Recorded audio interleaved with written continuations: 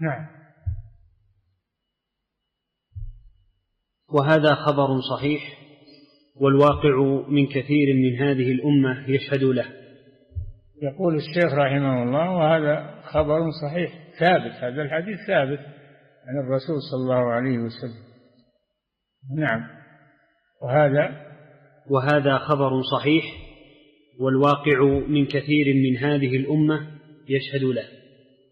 نعم، الواقع من كثير من هذه الأمة يشهد لقول الرسول صلى الله عليه وسلم: قلتم والذي نفسي بيده كما قالت بنو إسرائيل لموسى اجعل لنا إلها كما لهم آلهة. فالذين بنوا على القبور وتبركوا بها، تبركوا بالأشجار والأحجار، اتخذوها آلهة مع الله سبحانه وتعالى، اتخذوها آلهة مع الله جل وعلا. والسبب هو التشبه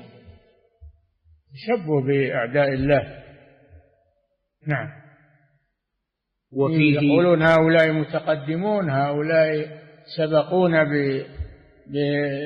بالحضارة، سبقونا بالصناعة، سبقونا لكن العقيدة فاسدة عندهم صناعة وعندهم أمور دنيوية وعندهم ازدهار للدنيا، عندهم مدنية، لكن ليس عندهم عقيدة وليس عندهم توحيد، كفر مشركون. فلا تعجبنا زهرة الحياة الدنيا التي عندهم دون أن ننظر إلى عقيدتهم. نعم. وفيه علم من أعلام